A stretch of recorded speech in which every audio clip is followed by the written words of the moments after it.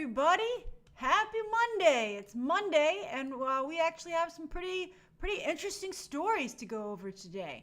The first one, I didn't make a video about it because, well, I'll explain it to you. But I always want to thank everybody for joining me today. It's so nice to have you here on the live stream. It's been quite a day. I'm so glad that so many of you enjoyed my interview with Zack Snyder this morning. It was really, it was a wonderful interview, and it was just so generous of him to give me that exclusive. And there are some things that he wanted to get out there, and I'm honored that he trusted me to help him do it. And I have to say that that's half of the fun. The other half is your fantastic response to it. So I just want to thank you for just being you. I thought that was just absolutely wonderful. I do want to say that I found out we had a very nice conversation. He told me some things and showed me some things. And I, of course, will talk about them to you when the timing is right.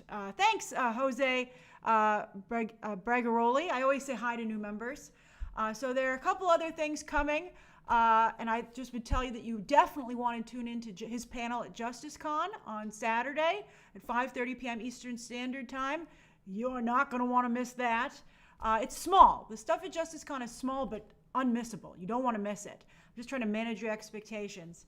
And then, of course, you want to tune into the DC Fandom panel. You want to tune into that. It's going to be great. All right. So anyway, and that's just the stuff that he told me about. I'm sure he has other cool things planned.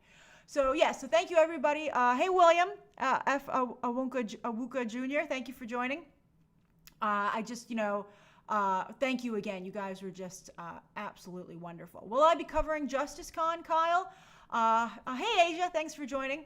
I will be. I know what's going to be there, and I will cover it. So I will be there on Saturday. I will be covering it on Saturday, and I'm very excited for them. I hope they have a great event. And he's not the only panel. You should check out their lineup. Puerto Rico Angio 1.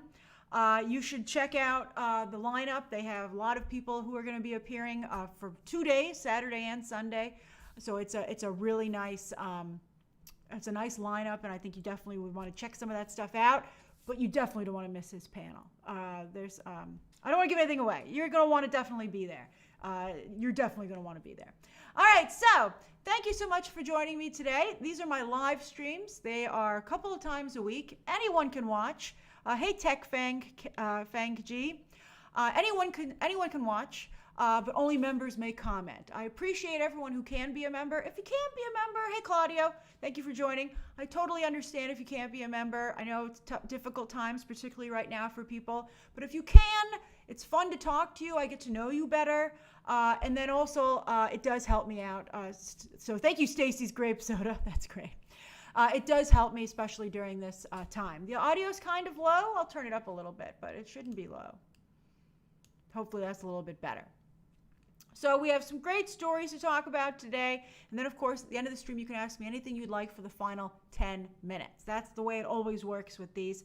Streams this week will be today, tomorrow, and then a little earlier on Wednesday because, of course, Comic-Con is this week. And the big day for Comic-Con officially is Thursday, in my opinion.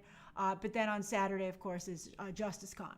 All right, so before we get to today's 3 stories, I'd like to do a quick where's everybody watching from and just give people a little bit of time to join us. Hey, Aiden, and whoever becomes a new member during the stream, I always give them a shout out. So where are you watching from? You have any snacks? That's our kind of tradition. If you were in China going to the movies today, you couldn't have any snacks. We're going to talk about that. Daniel says, in Texas, popping some buttery popcorn. So Childs, as always, watching from the East Coast. Love it, me too. It's really freaking hot here today. I can even just feel it. That's why this is the best lighting I can get. Michael's in Chicago. Elliot is saying hi to Aiden. Let's see here. Cesar Coronado is in rainy Mexico. I love saying his name all the time. Hey, Arpit Jane, thank you for joining. Dancing Dog 60 is proud in Boston with an Atkins chocolate bar. Good for you. Youngie74 is cooking Hunter's Chicken in Oxford. The movie lover is eating rice in Vancouver, about to go see Jumanji. Some theaters are open, particularly in Canada. Let's see here. Tech Fang, a new member, is eating Oreos in Minneapolis. Hey, Anthony Blackman. Let's see here. Tabitha Plays is waiting for a thunderstorm to start in South Carolina. How atmospheric. Let's see here. Evan was having some Pringles in Ohio. Adam Mall is in Los Angeles. Hey, Giovanni. Let's see here. Kyle is in Los Angeles about to hop on my Zoom class. Oh, we have you for a few moments. That interview today was conducted on Zoom. I have to tell you, I'm a big convert to Zoom. I thought that worked out. I was really impressed with their service. Hey, Marcos. Let's see here. I saw that Nicki Minaj is pregnant, Ty. She trended. Let's see here. Isaac says, watching from Phoenix, Arizona on a cloudy day. I'm glad you have some cloud cover because it's a scorcher here. Abigail is in London eating spaghetti bolognese. Oh, that sounds delicious. Yeah, Anna, we always do this. It's fun to hear what people are eating. Thomas is eating pizza in Vancouver and loved the interview. That's fantastic. Brett is in Sarasota having peanut M&Ms. Oh, those are my guilty pleasure. Oh, interestingly, CJ's having pretzel M&Ms. Ivan's in Mexico watching Cursed. Hey, Rosso614. I'll do like 2 or 3 more. Let's see here. Constance is in a stormy Maryland. I wish it would rain here. I think it might rain tomorrow. Ross Taylor is eating strawberries in Durham, England. That sounds wonderful. Hey, Madeline. Oh, you got a kitty. You moved. I didn't know you moved, Madeline. Let's see here. And Jason's in San Francisco eating a sloppy Joe. Oh, that's great. I love hearing what everybody is eating. It's fun. I just like hearing what people are across the globe. All right, so we have 3 stories to discuss today. The first broke a couple hours ago. Variety broke it, and everybody's guilty of a little bit of clickbait on the coverage of this story. I would have done a video, but Warner Brothers said, we're going to have a release date for you imminently, which means like probably tomorrow or the day after. So basically, the headlines read, Tenet delayed indefinitely, which is not true. Tenet is not delayed indefinitely. That makes it sound like who knows when it's going to come out. Warner Brothers is like, we know when it's coming out. We're just figuring it out. The headlines really should have said, Tenet is delayed again. Warner Brothers is currently choosing the date. That should have been like the sub-headline. Because it's not delayed indefinitely. They just took it off their release schedule, and I believe they did that to give theaters a heads up and be like, you know what? We're not opening August 12th. We're not opening probably any time in August, to be honest with you. It's a scary headline, and I'm sure no matter what the reality is, it's a scary headline for movie theaters and for the Disney company, because now that means they're first again. They want to have a canary. They want to you go in there first, Warner Brothers, and you tell us how it is. Is it dead in there or what? And Warner Brothers is like, we're not doing it. No. They want it. And Christopher Nolan's like, let me in there. I want to single-handedly save the movie industry. And everyone's like, chill, Christopher Nolan. This could really backfire on you. And that apparently has not occurred to him whatsoever. So anyway, Warner Brothers today said, we've taken it off. Oh, I didn't even say that I was on the first story. I heard someone say R.I.P. the Boop. Okay, so anyway, Ty, thanks for renewing your membership. So anyway, Warner Brothers today said, we took it off the calendar, and we are figuring out a new date. Don't worry about it. We'll have it for you. And their word was imminently. So as I said, they're going to have it. They don't want people to think Tenet is delayed indefinitely. That's bad. So they're going to want to have a release date as soon as humanly possible. But they gave a little bit of a hint as to what they're doing. They said we're going to have an unconventional rollout, right? So basically, theaters are open in a lot of countries. And so Warner Brothers has always expected that two-thirds, although IndieWire reported that they would need $800 million to break even on this movie. So Christopher Nolan, why do you spend so much money? He's really testing his own star power here because he has no big stars in the movie. So anyway, they think 2/3 of that is going to come from foreign audiences. So they're like, well, their theaters are open. So the question is, will it be a rolling rollout where it opens in some countries overseas and then eventually gets here?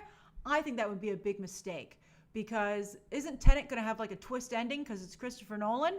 I think that if somebody has seen it on the face of the earth, and Constance just pointed out piracy, and they say, hey, this is what happens, I think a lot of people will be like, well, now that the whole movie's been ruined for me, I'll just wait till it's safer to see it at home. I think that's the problem that they're fighting there. I think, to me, an unconventional rollout means playing in physical theaters in some countries and also playing at home. They might take a page from what Universal, we've heard, is maybe planning, and that's do a simultaneous release. You can see it in theaters, but you could also see it at home. And when given the choice, I'd be very curious to see what people chose. I think almost everybody would choose to see it at home, except a couple of you, and I hope you're safe. But as some of you are pointing out, it can't play in China even if it does open, because China says you can't be over 2 hours, as I reported yesterday on Movie Math. And what movie is less than 2 hours? Just like by a smidge, by literally 5 minutes? Mulan. I'm like, how'd you come up with that 2-hour timetable there, China? And they're like, well, Bob Iger emailed us, and so we said 2 hours. So we'll see what happens. We'll see what Warner Brothers decides to do. I do think that Mulan will not be first. I think Disney does not want to go first under any circumstances. So the question is, will it move again? It can't open in China. It can't open in China. Although, as we're about to discuss with the second story, that's not that great. China is by no means suddenly a robust movie market all of a sudden. They're really handicapped. So anyway, it could go to Disney Plus. I told you that Disney Plus is prepared to launch it. Or it could go to PVOD like Onward did and then eventually go to Disney Plus afterwards. But I don't see how much longer they can wait with Mulan.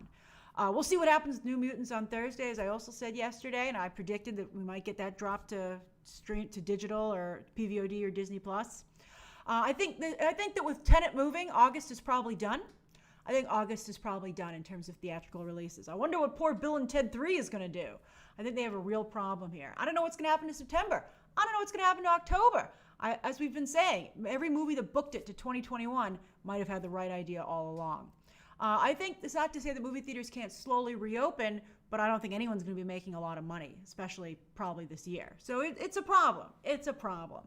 So Tenet, put a pin in this. It's going to have a release date any day now, literally any day, as soon as Warner Brothers can nail it down. And believe me, they're in a rush. And Rodolfo just pointed out Wonder Woman 1984.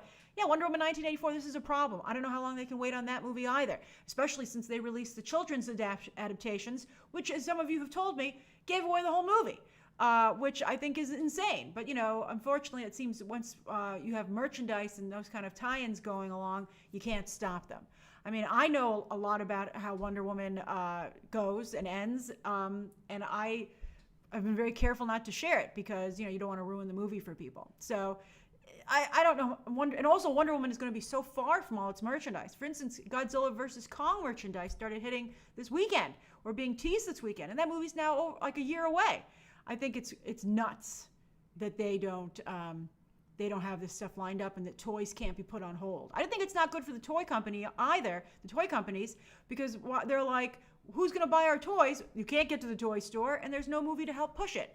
So it seems like a real problem to me. I think that the child, the Mandalorian, the way they hid Baby Yoda, there might not have been any merch right away, but I think they were able to surprise everybody, which was, I think, very valuable in and of itself.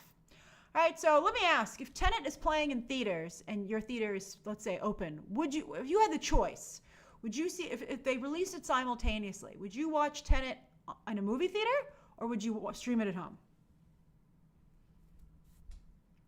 Christopher Nolan's like, why? Don't let them choose. They'll choose poorly. So Hector said stream at home. Evan would go to a theater. The movie lover, well, you work in a theater. You're not impartial. A lot of you would watch it at home. It would do apparently quite well at home, though.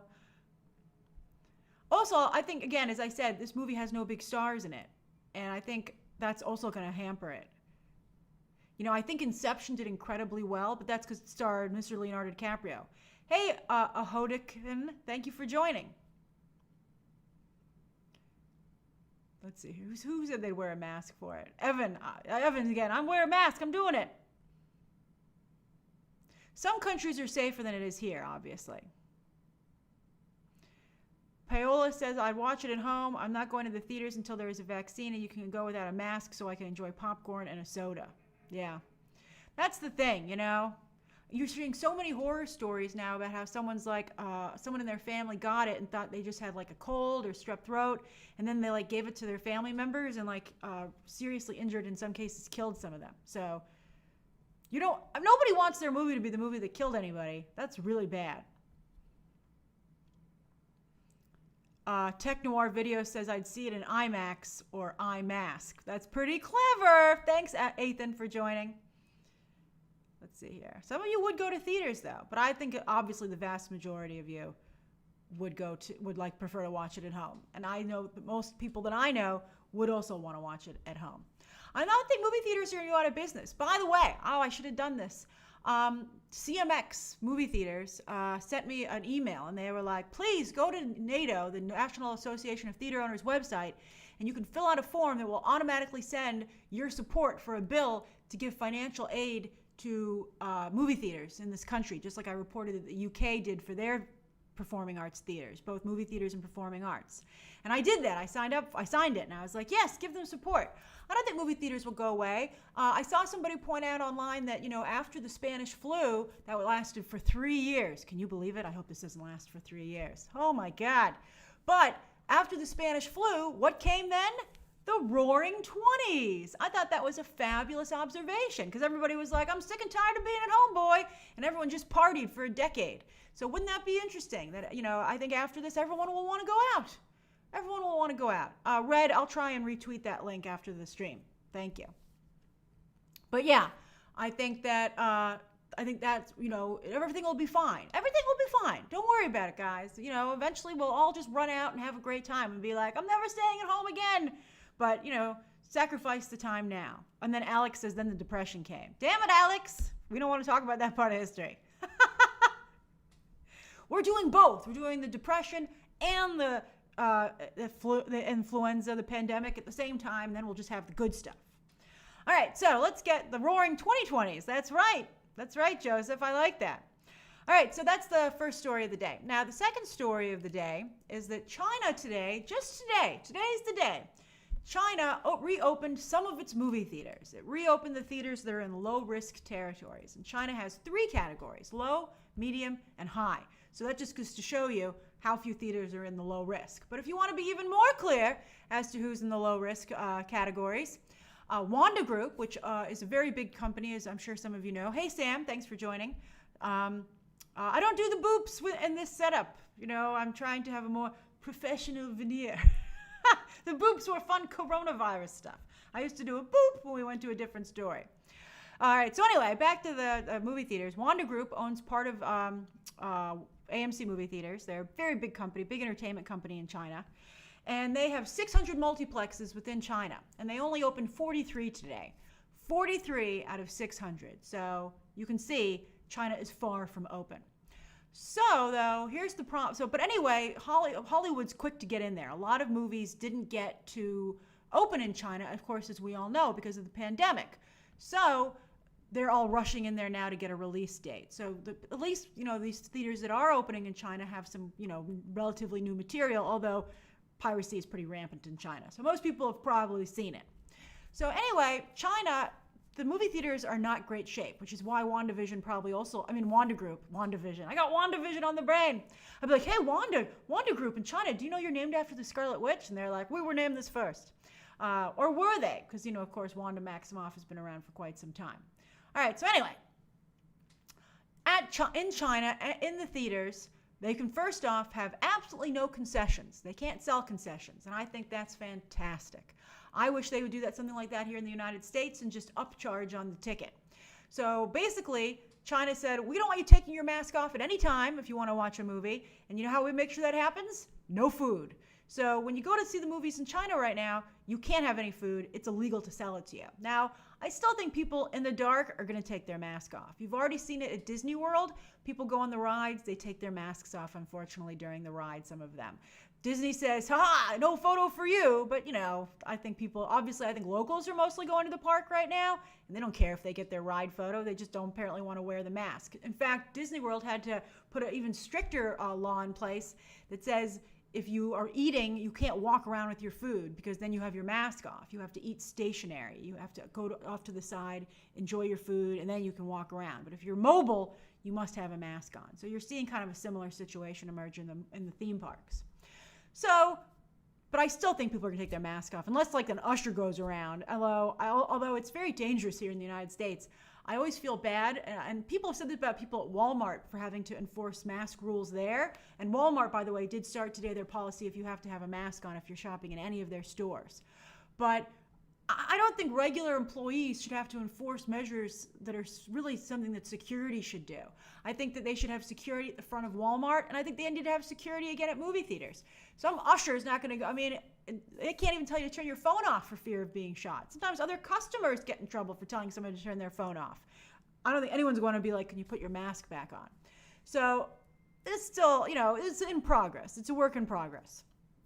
Now, in addition to not being able to sell any snacks, and remember, concession counts for about 40% of a theater's revenue, so that's already gone.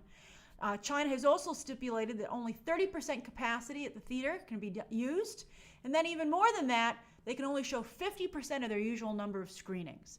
Usually, they show a movie 4 times a day, so that means they could only show a movie 2 times a day. So, I mean, it's basically an act of charity to open with that situation. Let's just go over it again. So right now, if you want to see a movie in China, the concession stand is closed. You can't buy any snacks. Although, funny side story, sorry. When I went to France, whenever I go to another country, I like to do 2 things. I don't know when I'm going to go to another country again, but someday. I like to go to a movie theater, and I like to go to a supermarket, and also like a department store. I like to see how everybody lives there as not a tourist. So I went to the movies in France. Everyone was so well behaved in Paris. No one talked at all. It was amazing. They barely even laughed. It was really funny. So anyway, we were like, we'd like some snacks because we're Americans. And they were like, snacks? And we were like, yeah. So they had to go and get someone who worked there to unlock the concession stand because that's how few people want snacks there. And they were and luckily they were all fresh. And we were like, yes, we would like some snacks. And it was funny. But they were just they were shocked that we wanted to have snacks, me and my family. The movie was actually in English, Joseph, but they had a couple of lines in French.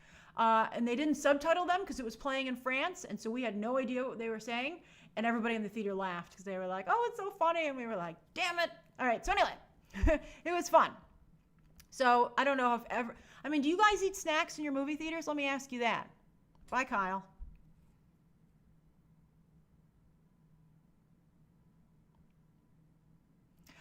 Danielle, I especially sought out a movie that wouldn't be voiceover. I think in most countries you have a choice. That's right, Reddy. I was like, bonjour, we would like some snacks. I like the way you spelled snacks. Oh, you guys like snacks? Yeah. Sir Charles, I do appreciate nachos and nacho cheese. It's delicious. It's a guilty pleasure. Yeah, so see, most of you had snacks. Well, if you go to Paris, they don't really want snacks, at least at the theater that I went to. It was funny. So anyway, if you go to China, you can't have any snacks because hey, Stephen, thanks for joining. If you go to China, you can't have any snacks because the concession stand is closed. Hey, Kieran, only 30% of capacity can be met. So only 30% of how many people can be in there are there. And then they're only 50% of the normal amount of showtimes that day. So really crazy situation. I can see why Wanda Group is like, we don't need to open all our theaters just yet. Thank you very much. All right, so that's the second story of the day. Now, for the third story of the day, since it's such a disaster at all the movie theaters, Netflix, of course, is doing quite well. In fact, there was a bidding war for this project. That's sometimes what happens. I'll explain it to you. So sometimes there's a really hot project that comes together, and it's packaged usually by. Sometimes it's packaged by a producer or the agency of, the representation for the director or the writer. They package it. But very often it's packaged exclusively by the agency, and they package all their own people. They package their own talent in front of the camera, behind the camera. They package their own writer. They package their own director. Everybody associated with the project is represented by the same company. And then they go and they sell it around. So anyway, sometimes they'll have a deal. Someone will have a first look deal with the studio, but sometimes they don't have a deal with anyone. And they go, who wants it? And there's a bidding war, and everybody tries to say how much they'll pay for it. And Netflix won this bidding war. However, it seems that the runner-up was actually Apple. Apple was the runner-up, just to show you how much the landscape is changing. Those are the 2 top contenders for this project. 2 streaming services, Netflix and Apple. Apparently also MGM was the 3rd place finisher. What? MGM? Where'd that come from? They just make basically James Bond. All right, so anyway, Denzel Washington and Julia Roberts are back together again. reteaming, as some of you already pointed out, after the Pelican Brief, way back in 1993, early on in their career. In fact, I do recall at the time that Denzel Washington was very against having any romantic situation between their characters because he didn't want to upset any of his black female fans, which I think it's interesting that he's always been very careful about stuff like that. So that was interesting. So they starred together. It was early on. It was, I remember it was a John Grisham movie. I think it came out after The Firm. And so I think it was a moderate hit. It wasn't like The Firm, but it was pretty successful. And then that's the picture when he won his Training Day Oscar, and Julia Roberts had won the year beforehand for Erin Brockovich. So she, the way they do it every year is the winners from last year switch it up. So, between male and female. So the Best Actress winner presents the Best Actor award the following year. And she got to present it to her good friend, Denzel Washington. And they often will sometimes take a picture. So it's based on a book called Leave the World Behind, which isn't even out yet. You can't even have read this book. Now, that's another thing that you should know about how Hollywood works. Publishers will often have a hot book. They're like, oh, this is a hot book. This is a hot book. Everyone's going to want this book. So it's usually from an author who's had a previous success. So they send out a copy of the book in advance to all the development executives, and they say, would you like to make this into a movie? Do you want you have it before anyone else? It's like looking at a house sometimes before it's on the market, right? You get a sneak peek. And oftentimes it'll be snapped up, and someone goes, I'll make it, and the publisher loves it because then they get to promote the book and say, it's already a movie deal. That's how hot this book is. You might want to read it. So that's the way it works. So Leave the World Behind is one such project. So Sam Esmail, who did, I'm sure I'm mispronouncing that, but he did Mr. Robot, and he also did Homecoming, which Julia Roberts starred in the first season. Of course, Janelle Monáe was in the one that just came out. So he's going to be the writer, I think, director of the project, and Denzel Washington and Julia Roberts will star. However, they will not be a couple. So let me explain to you what the setup is. So there is a very nice house in the suburbs. It's a country home, like think the Hamptons or something, and it happens to be owned by an upscale black couple. Now this black couple lives in the city, so they rent their house when they're not there to someone else. And who rents it but an upscale white family? So an upscale white family is like, oh, this is great. We love renting this house. It's so wonderful. And then there's an unexpected blackout in the city. So the black upscale couple who own this home are like, let's go to our country home because we don't want to be in the city because this is really bad. So they show up in the country, and the white upscale couple is like, what the hell, man? We rented this house. What are you doing here? And they're like, well, it's ours, and we can't go into the city, so move over. So they're stuck in the home together. These two people, a white upscale family and a black upscale couple who don't know each other, and they're stuck in the house together. And then there's some weird sonic boom. That's a pretty darn good idea. I'm kind of pitching it to you right now, and I'm like, I would buy this. So there's a sonic boom, and it knocks out their radio, all their communications, their phone, their television. They have no idea what's going on. Animals around them are acting weird. And they're trying to figure out what's happening while stuck in this house together. And a whole bunch of socio-political things come up, and it sounds a little bit like a play. It'll be very cheap to make because it all takes place in this house, but it has a nice little sci-fi bend to it to still make it interesting, I think, to genre audiences. So I'm curious to see how it plays out. I'm curious as to what's going to be happening. And I do think that's a pretty good project for a streamer. And by the way, that author's a genius because they came up with an idea that could be very easily, as I think about it, not only a movie, but could maybe even be a play. So whenever you're writing something and you think, hey, man, I'd like this to someday be something, think about that. Think about the feasibility in that regard. But I think it sounds like a very good project. All right, so we'll see so that means they have the rest of the cast that needs to be rounded out, and that sounds pretty darn good to me. Whoever's playing Denzel's wife, that's going to be a pretty hot role. All right, and Julia Roberts' husband. We'll see. It reminds me actually a lot of Us, Jordan Peele's Us, quite frankly, which I liked quite a bit. I didn't like the ending, but I thought the first 2/3 of it were phenomenal. All right, so those are the 3 stories of the day. Let me get rid of the markers. It's 5:05. You may ask me anything you'd like until 5:15. As I like to say, you can ask me anything you want. I don't necessarily need to answer it, but you can try.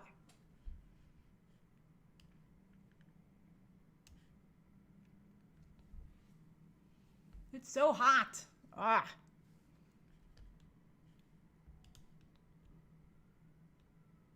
I'm not quite sure why the thing's not working.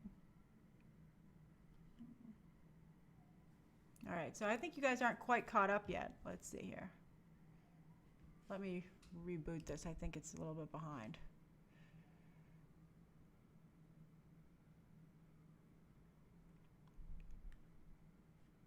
There we go. Hey, foxiest Mulder. That's funny. And you got the picture to go with it. I love it. Eric says, scale of likelihood 1 to 10 that Mulan will go to Disney Plus or PVOD now that Tenet has moved. Well, I can't tell you for sure, obviously, but I think it's pretty high. I think it's probably going to go to PVOD. I don't think they're going to want to lose the money on it, but I think it's going to go to PVOD and open in China. So you wanted a 1 to 10, Eric? 6.5 maybe? Thanks, Zeester. That's very sweet of you. Love Aaron, new member from recently, says, which streaming service will die first? That's hilarious. I don't know. I can't believe CBS All Accesses are still around, but I think that's because Star Trek is keeping it alive single-handedly. I don't know who will die first. I think who will be rebranded first, maybe? That'll be an interesting question. I think there's a lot of bad branding. I think these things should be named after their studios. Named after their studios. Joseph says, Skype or Zoom? I got to tell you, I'm a real Zoom convert. That's a great service. I was nervous about it, but I thought it turned out really well, and it was really easy to use. Oh, yeah, Quibi. You're right, Casey. That's who I'll pick, Quibi, because ain't no one got a horse in that race. Or no one's betting on that horse. Lisa says she thinks it'll be Apple TV. I think Apple TV needs to fix this, that you can't see how their things are doing on the service. I think that's ridiculous, that Greyhound never trends top 10 or top 20 on the service because it's not an a la carte purchase. V.O. Caitlin says, Grace, once you can travel, where would you like to go? Oh, that's easy. Disney World. That's going to be my first trip as soon as it's safe. And then afterwards, I would like to go back to Europe. I love Europe. Youngie74 says, were you nervous for your interview with Zack Snyder? I was incredibly nervous. I was very nervous. I was nervous at every phase. You want to make sure it works out.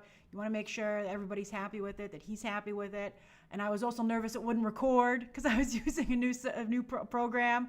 But I did a test run with a friend of mine beforehand. And so that made me feel a little bit better.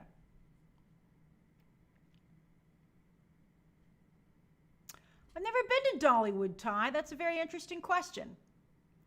Madeline says, I didn't seem nervous at all. Oh, that's very nice. And fellow Grace Marie says the same thing. Well, it's like, it really kicks in when it starts. And also then you have a job to do, so you get to focus on that. I take my job very seriously. Mao McFanson, thank you for joining. Tanya, I'm glad you made it. Thomas, no WandaVision news as of yet. I still feel we're going to finally get some Marvel news when the NBA starts. I think that's a very strong bet. Matko says, are you following the Johnny Depp case? I am following the Johnny Depp case. I think Amber Heard is continuing her testimony this week. As soon as they reach a verdict, that's when I'll cover it. Because it's kind of hard to comment on it when you don't have an idea of how it's going to, I think it's really important to see how it turns out. I think they both are coming across, though. I think they're both getting a lot of damage done to their reputations. I don't think anyone could ever feel badly about Johnny Depp, to be honest with you. But I think clearly he's got a lot of problems, and I hope he gets the help he needs. Let's see here.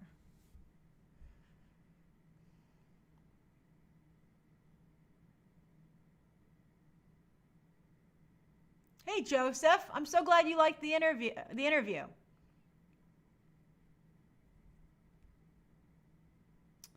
Matt says, Grace, I read that Evangeline Lilly's Wasp has been reduced in Ant-Man 3 because there were comments about COVID. Can you confirm it? If not, what are your thoughts? I don't believe that's true at all. Kevin Feige stood by James Gunn, for Pete's sake. He's going to stand next to Evangeline Lilly. And, those things will have been said so long before the movie comes out. I think it should be fine. I really want to see Wasp step up to the plate. I think Evangeline Lilly is so well cast in that role. I think the character is so well realized in live action. I'm annoyed that they kind of made her like a wet blanket in the last film, and I thought that all of her action sequences were unfortunately spoiled in the trailer. So I really want to see her rise to the occasion in the third film. She better freaking do it. You're not blocked, Neil. I just saw you say that. I haven't seen your other question. There's a lot of questions.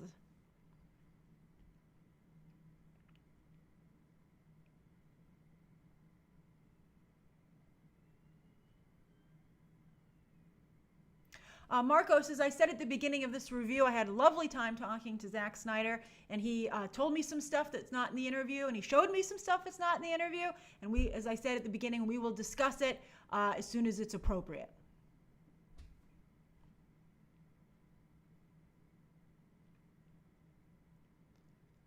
Braden, the NBA Season 2 starts July 30th, so you really want to pay attention to that.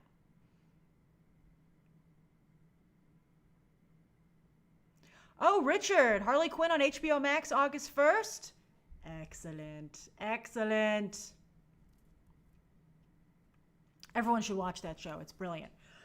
Everyone should be watching Doom Patrol, and no one's watching it, and it's already on HBO Max, and that makes me very frustrated because it's so good.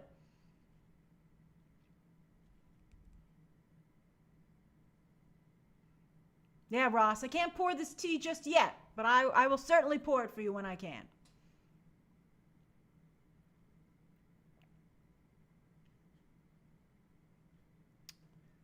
See here.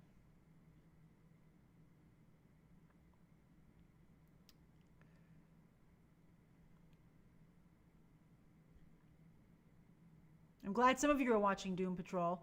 Some of these questions I can't answer. If I don't answer your question, I might not have seen it, but I also might not be willing to answer it. Ty, I will definitely cover The Little Mermaid when it starts. Where's our first look? We should have had it by now. But unfortunately, the filming has been delayed on that project because of coronavirus. Go to Australia. Australia's like, yes, come here. Oh, my microphone is not totally correct. Sorry. That might be why it was not great. I have to adjust it. If I can't quite see my editing screen, if I don't change it. Sometimes I forget to change it back. Damani, I finished watching Umbrella Academy over the weekend. Oh my God, so good. The embargo lifts Monday at a week from today at 3 a.m. So I'll be doing my review this week because, of course, Comic-Con, and so that's going to be taking up a lot of my time over the end of the week. So I'll probably write it out today and film it tomorrow so that it's ready in time.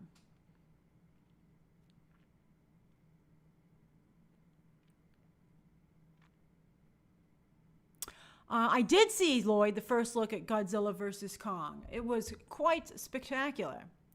Although every time I see it, I'm like, they should be wearing pants. They should be wearing pants. Thank you, Nina. I saw your support on Twitter. That was really nice of you. I did binge the entire... So with Umbrella Academy, I loved it so much that when I sat down to watch it, I watched the first 6 episodes straight. And then I was like, I gotta go to sleep. So I watched 6 hours straight. It was phenomenal. And then I watched the final 4 on Saturday because I had to watch Cursed, and I was also prepping for this interview. Hey, Ray Verbane. Thanks for joining. I don't know if Godzilla could fit in pants, Ross, but I think that maybe he could have like a loincloth. But yeah, King Kong needs some pants.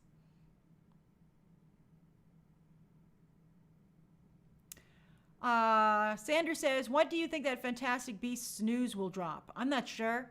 If it hasn't dropped by now, it might take a while. But, we'll see. It might never drop if Warner Brothers is lucky. They're like, whoo.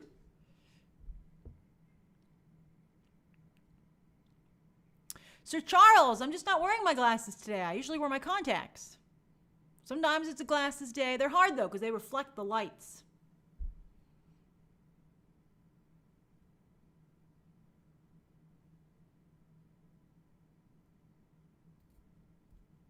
Oh, that's very sweet of you, Constance. Thank you. Neon Penguin, no news on Jumanji 3 just yet, but I think that's because The Rock is so busy. He, of course, produces those movies. He's very much in charge of them. Does he? I think he does produce them. Yeah, he does. Yeah, he produces them. But he's very busy. He's in the middle of Red Notice, which got stuck because of the coronavirus situation. And now he's like in Black Adam mode. He's getting ready for DC Fandom. The Rock's going to be at DC Fandom. That just hit me. That's kind of cool. The Geeky Gator says, who will get Charlize first, DC or Marvel? It's interesting.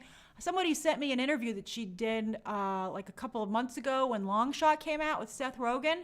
And she talked about how the fact that she actually was not offered Wonder Woman, but she was offered the role of Wonder Woman's mother. And she said, that just goes to show you how age-obsessed Hollywood is.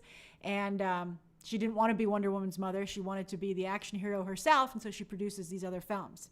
Considering how successful she is as an action star, you can see that she should not play Wonder Woman's mother. And she's only about 10 years older than Gal Gadot. So, I'm sorry, it's Gal Gadot. And so I think that's pretty horrible that that's the role that they offered her. I don't know if any other company will hire her because they're skewing very young in their hires. But as Joseph pointed out, she wasn't even offered Captain Marvel, and Charlize Theron is clearly the best choice for Captain Marvel. With all due respect to Brie Larson, I think Brie Larson's a fine Captain Marvel, but she's not special like Charlize Theron would have been. And so that's very frustrating. Mikey Bray's like, I literally just got here. Oh my God, we're even over time. Okay, I'll do like two more questions, and then I gotta go. Marco says, Grace, will Johnny Depp get his movie career back after his trial with Amber? Yes, he will, but I think he's going to be almost impossible to insure. Let me make that note, actually, because that's true. Hold on. Here's the thing. I'll tell you a little bit of a preview of my coverage of this. So if you want to make a movie, you have to get insurance in case something happens. So that's why you need that's one of the reasons they can't film right now, because no one's going to insure a project with coronavirus. So actors need to be insured as well. And I think he would be very difficult to insure. I think he's going to have to go to significant rehab and really work hard to prove that he has turned over a new stone. And he might have to, even to some degree, I don't know if this is even possible, but look into bringing his own insurance. That's the problem. Yeah, he might have to sign something. Hey, Dolph creator. I think that, that's where he's going to run into trouble. He clearly has significant problems. And I don't know how convinced I would be that he's totally fixed. And not from a mean perspective, but from like a I don't want to lose my movie perspective. Let's see here. Let's see who asked me that. Jeremiah says, did you hear about Zendaya in Kill Bill 3? I heard that the original actress said that she would be a great choice. I'm very upset. I don't like colorism in Hollywood. I really love Zendaya. I really love Jurnee Smollett-Bell. I think they're both incredibly talented, but they both happen to be incredibly light-skinned. And I saw a picture today for Lovecraft Country, the new HBO show, and you had two darker-skinned actors next to Jurnee Smollett-Bell, who was very light-skinned. And so, I think that Hollywood, that's something they really need to work on in terms of, particularly with actresses. They do it particularly with actresses, and I think that needs to be changed. So I like Zendaya. I'm a huge Zendaya fan.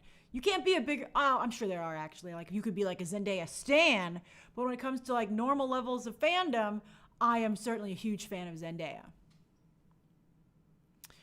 Let's see here.